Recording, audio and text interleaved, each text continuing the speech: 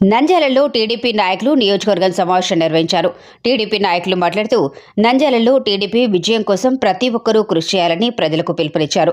సమావేశంలో Nandyal parliament in charge Mandra Shivanandareddy, Nandyal in charge Farooq, జిల్లా అధ్యక్షుడు మల్లెల రాజశేఖర్, టీడీపీ సీనియర్ నాయకులు ఏవి సుబ్బారెడ్డి, జనసేన నాయకులు తదితరులు పాల్గొన్నారు. సమావేశానికి మాజీ ఎమ్మెల్యే భూమా బ్రహ్మానందరెడ్డి, ఆయన అనుచరులు గైరాజరయ్యారు. మాజీ ఎమ్మెల్యే భూమా బ్రహ్మానందరెడ్డి గైరాజరు కావడంతో టీడీపీలో భూమా వ్యవహారంపై చర్చనీయాంశంగా మారింది.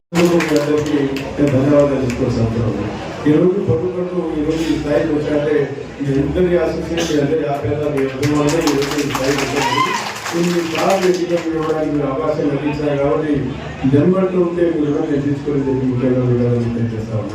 కానీ ఈరోజు మళ్ళీ అవకాశం ఇచ్చారు చంద్రబాబు నాయుడు గారు. నేను చెప్పాను, నాకు ఒకసారి అవసరం అంటే మాట్లాడుతూ చేశారు. ప్రతాప్ రెడ్డి గారు కూడా ప్రచారం చేశారు. మైనార్టీకి ఇవ్వాలని చెప్పి మొదలు కాన్సెప్ట్ ఉంది. మీరు డబ్బులు చేయబడి రాదు అని చెప్పి ఆయన చెప్తా ఉన్నాడు కాబట్టి ఆయన చెప్తే ఉన్నారు సంబంధం లేదంటే ఆయన చెప్తారని చెప్పి. కానీ ఆ దృక్పథంతో మైనార్టీకి ఇవ్వాలని చెప్పి మా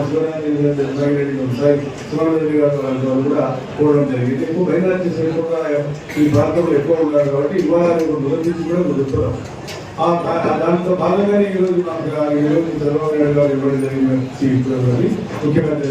గతంలో కూడా చిరంజీవి మరి మన బ్రహ్మారెడ్డి గారు చిత్రులాంటి మూడు వాడే మా పిల్లలు ఆయన కూడా నాకు రెండు రోజులు కూడా ఆయన ఇన్ఛార్జ్ ఉన్నాడు. కొంతవరకు ఎవరికైనా బాగుంటుంది, కొంతవరకు రాజకీయాలు ఉన్న తర్వాత కొంతవరకు ఆయన చేసే కార్యక్రమాలు ఎవరు కొంచెం బాగుంటుంది. ఆయన కూడా ఎక్కడ పోడు మేము మాట్లాడాము.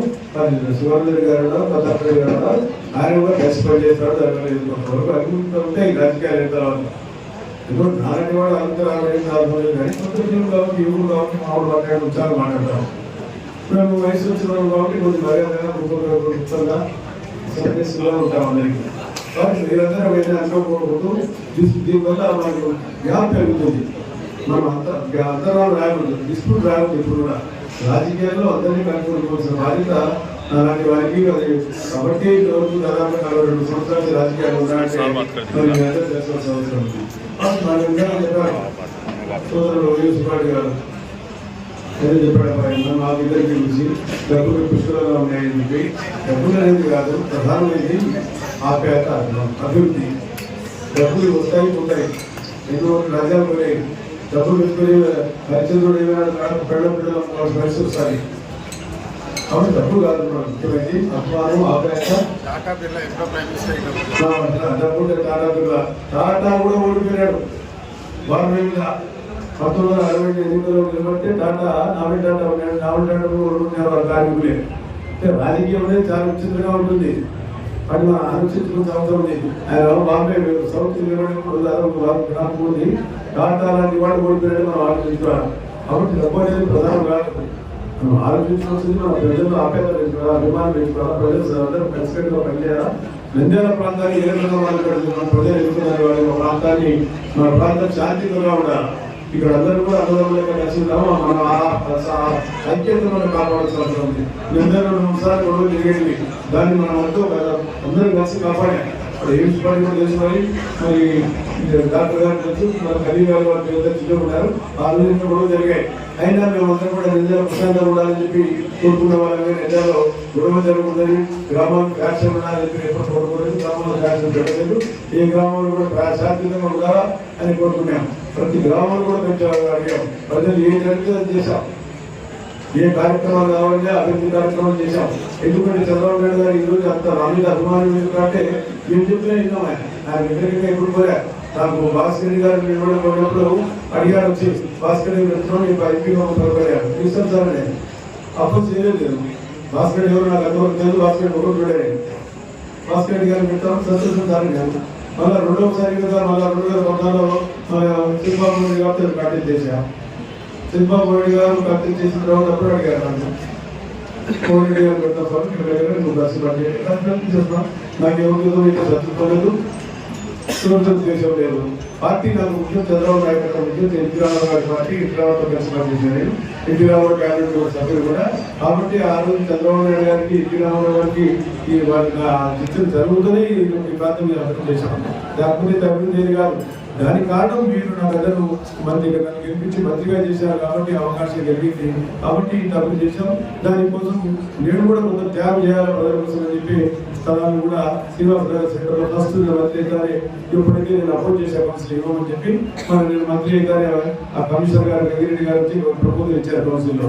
అప్పుడు ఆయన ఇచ్చిన తర్వాత చెప్పాను సరే అయితే మా కుటుంబంతో మాట్లాడి శ్రీనివాసరావు ఎందుకంటే మా షాపులు ఉన్నాయి అక్కడ పార్టీ ఆఫీస్ కూడా ఏర్పాటు చేసి నేను ఆ పార్టీ ఆఫీస్ షాపులను తీసేసి శ్రీనివాస ఇవ్వడం జరిగింది. అది మంచి పని చెడ్డ పని మీరు చెప్పాలా. సుబ్బరాయుడు నేను చెప్తున్నాడు, నేను కూడా 4 సెంట్లు కొనుక్కున్నాడు ఇవ్వడం ఈ ఊళ్ళో బయట నుంచి వచ్చిన ఎవరు ఒక్క చెప్తాడు. ఒక గజమని ఇచ్చాడా, ఒక తరగతి ఇచ్చాడా అని చెప్పాడు. మన శ్రీనివాస సెంటర్కి ఇచ్చాను, పద్మావతి నగర్ సెంటర్కి ఇచ్చాను. చెప్పుకోవాల్సిన అవసరం లేదు. ప్రజలకు చేయాలి అవసరం ఉంది కాబట్టి ప్రజలు అడిగారు వాళ్ళ నేను కమిషన్ చెప్పాను. బ్రిడ్జి సార్ దాదాపుగా నీళ్ళు మామూలుగా దాదాపుగా నేను డైరెక్టర్ గారు చెప్పాను సార్ ఆ రోడ్డు రేంపాడు దిగాల మా స్థలం మొదలుగా నేను స్థలం ఉచితంగా ఇస్తాను తొందరగా చేయండి. ప్రజలకు అవసరం ఉందా నందమూరి గారు కానీ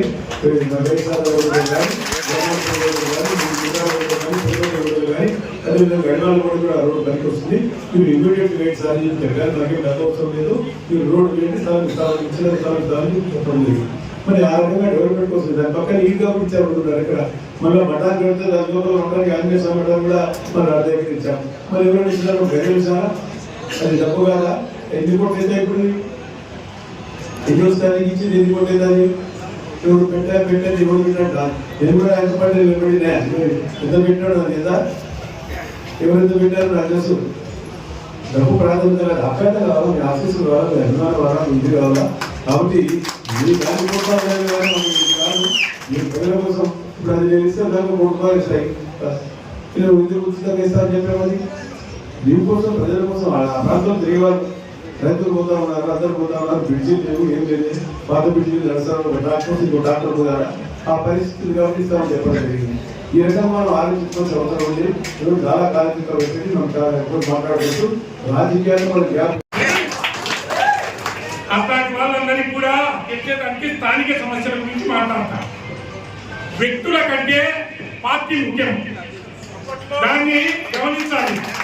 ప్రతి ఒక్కరు కూడా ఇంకా కొంతమంది లీడర్లు వచ్చి కిందకపోవచ్చు, వాళ్ళందరికీ కూడా పార్టీ ముఖ్యం కాబట్టి ప్రతి ఒక్కరు తెలుగుదేశం పార్టీ అది ఇన్ఛార్జ్ ఎవరైనా కావచ్చు, ఈరోజు ఫరూక్ అన్న రేపు ఇంకొకరు,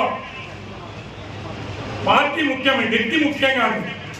వ్యక్తి గురించి కూడా ఫరూక్ అనేటువంటి వాడు రామచంద్రరావు గారు చెప్పాడు. ఆయన ఎంత సౌమ్యుడో అంటే ఇప్పుడు సౌమ్యానికి పనికిరాదు, అది కొంచెం నేర్చుకోవాలి. ఫరూక్ అన్న కూడా ఈ వయసులో నేర్చుకుంటాను, 72లో నేర్చుకోలేదు కూడా. కొడుకన్నా కొంచెం గట్టిగా ఉండాలి. వచ్చినోడు మనవాడు, రానోడు పరాయవాడు. ఎంత కష్టపడాలి, ఒట్టు సంపాదించాలని నేర్చుకోవాలి. ఇంకొకటి అందరికి ఒక అపోహ, ఆడబ్బ పరుకన్న డబ్బు పెట్టడు, పరుకన్న డబ్బు పెట్టడు, గసపనే మన కలిసి కొంతమంది అనుకుంటున్నారు. కరెక్టా కదా? ఆయన మారినాడు ఎట్లంటే అలగని అజాత శత్రువే అలిగిన నాడు సాగరములన్నీ ఏకము కావాలని అర్థమైన కోపం వచ్చింది. ఆయనమ్మ నాకు అత్యేదో తెలుస్తాను, నా డబ్బేంది, నేనేంది, నన్ను తంటారా అని. దానికి ఉదాహరణనే మన సుబ్బయ్య వార్డు 6వ వార్డు భారీ ఎత్తున పెట్టారు. మన ఈరోజు వరల్డ్ కప్ పెడితే 3 లక్షలు ఖర్చు పెట్టి భోజనాలు పెట్టాడు. ఏ మీటింగ్ పెట్టే భోజనాలు పెట్టాడు, దీనికి కూడా భోజనాలు పెట్టాడు అన్న. ప్రతి మీటింగ్ భోజనాలు పెడతాడు. కాబట్టి మీరేం అదేం పెట్టుకోవద్దండి, చించి ఆరేస్తాడు. ప్రత్యర్థులు ఎంత పెడితే అంత పెడతాడు. పెట్టి మనం విరోధులు పట్టుకుందాం, పెట్టిద్దాము. అందులో అందులో మనకు ఎంపీ కూడా చాలా సౌండ్ పార్టీ మానసిమానం తక్కువైతే ఆయన కూడా పెడతాడు. కాబట్టి డబ్బు గురించి భయపడాల్సిన పనే లేదు. ఇంకొక విషయము, ఇప్పుడు నేను గమనించిన కొంతమంది పాత్రలు ఇంట్లో కూర్చున్నారు. ఎందుకు లేపాను మనకి, ఎందుకు ఈ రాజకీయాలు అంటే పరుగులు వచ్చాకల్లా స్టూడెంట్ వచ్చాడు బయటికి. ఇట్లా ఎంతమంది బయటకు వచ్చే వాళ్ళు ఉంటారో అది ఒక ప్లస్ అవుతుంది. కాబట్టి ఎక్కువసేపు మాట్లాడితే మళ్ళీ రాజశేఖర్ గుంజుతున్నాడు, తొందరగా ముందేది. ఇంకొక విషయము, నంద్యాల మీరు కూడా చూశారు గత 4.5 సంవత్సరాల నుంచి ఎప్పుడైనా సరే నంద్యాల పట్టణంలో ఇంత ఎత్తున పెద్దగా మీటింగ్ జరిగిందా? జరగలే. కాబట్టి భవిష్యత్తులో కూడా ప్రతి ఒక్క కార్యకర్తకు నేను చెప్పేది ఏమంటే, లీడర్ కానీ వ్యక్తి ముఖ్యం కాదు, పార్టీ ముఖ్యము. అందరం కలిసికట్టుగా పని చేద్దాము. ఎందుకంటే ఎప్పుడైతే పార్టీని నమ్ముకుంటారో ఖచ్చితంగా భవిష్యత్తు ఉంటుంది. ఫరూక్ అన్న నమ్ముకున్నాడు కాబట్టి ఎమ్మెల్సీ చేసి మినిస్టర్ చేశాడు. నాకు ఆ రోజు ఎమ్మెల్యే పదవి ఆయన పార్టీని మారలేదే. ఖచ్చితంగా పనిచేస్తే ఉంటుంది. నేను ఇక్కడ కంటెస్ట్ చేసినాను, నేను సెకండ్ ప్లేస్ వచ్చినాను. అప్పుడు ఎంతో ఖర్చు పెట్టా. జహేద్ కార్యక్రమం అని, ముస్లిమ్స్ బీరువాలు, మంచాలు, ఏమేమో చేసిన. తర్వాత మళ్ళీ బ్రహ్మానంద రెడ్డికి టికెట్ ఇచ్చారు. ఊరికే కూర్చొని ఉన్నాము. జై తెలుగుదేశం అని అన్నాము. బ్రహ్మానికి ఇచ్చిన జై తెలుగుదేశం అన్నాము. ఫరూక్ అన్నకి ఇచ్చిన జై తెలుగుదేశం అన్నాము. అది దాన్ని దృష్టిలో పెట్టుకొని ప్రతి ఒక్కరూ పని చేయాలని చెప్పి భవిష్యత్తులో భారీ మెజార్టీతో ఎంపీగా మన శివానంద రెడ్డి గారిని, ఫరూక్ గారిని గెలిపియాలని కోరుకుంటూ ఈ అవకాశం ఇచ్చినందుకు ధన్యవాదాలు. తెలుగుదేశం కార్యకర్తని పేరు పేరున ఒకటే చెప్తున్నాను, అందరికీ ధన్యవాదాలు. నాకు తెలుసు మీకు చాలా ప్రెషర్ పడింది మీరు వెళ్ళొద్దని, కానీ కూడా మీరు ధైర్యంగా ముందుకు వచ్చారు. దానికోసం మీకు ఒకటే చెప్తున్నాను, ఏం భయపడకండి. ఎన్ఎండి ఫరూక్ గారు, ఎన్ఎండి ఫిరోజ్ గారు, ఇక్కడ ఉన్న లీడర్లు అందరూ మీ వెంటనే ఉన్నారు. ఎవరితో భయపడే ప్రసక్తే లేదు. ఖచ్చితంగా ఎవరు అడ్డపడినా, ఎంతమంది ఆపినా ఇక్కడ గెలిచేది తెలుగుదేశమే. మీరు ఎంత ఆపండి. ఈ రోజు మీరు ఫోన్ చేసి ప్రోగ్రామ్ క్యాన్సల్ అంటారా? అక్కడ పోతే అక్కడ వెళ్ళొద్దంటారా? మీరు ఏం ఆపుతారు, ఏం చేస్తారా? ఇక్కడ ఎవరు భయపడేది లేదు. 2009 ఎలక్షన్ లో ఎన్ఎస్ భాస్కర్ రెడ్డి గారు వస్తే మేము పని చేశాం. మా నాన్న ఆ రోజు ఒకటే అన్నారు, మాకు ఈ క్యాండిడేట్ చంద్రబాబు నాయుడు గారు చెప్పారు, ఇదే క్యాండిడేట్ మీకు పని చేయాలని. ఒక్కరు నోరెత్తలేదు. అందరు పార్టీ కోసం పని చేశారు. 2014 లో శిల్పామోహన్ రెడ్డి గారు వచ్చారు. చంద్రబాబు నాయుడు గారు చెప్పారు, ఫరూక్ గారు విన మీ ఎమ్మెల్యే క్యాండిడేట్ మీరు పని చేయాలన్నారు. ఒక్కళ్ళు మనం గ్రూప్ పెట్టుకోలేదు. అందరు పార్టీ కోసం పని చేశారు. 2017 లో భూమా బ్రహ్మానంద రెడ్డి కోసం అందరు పని చేశారు. 19 లో పని చేశారు. మళ్ళీ ఈ రోజు ఫరూక్ గారికి టికెట్ వస్తే ఎందుకు మీకు అంత బాధ?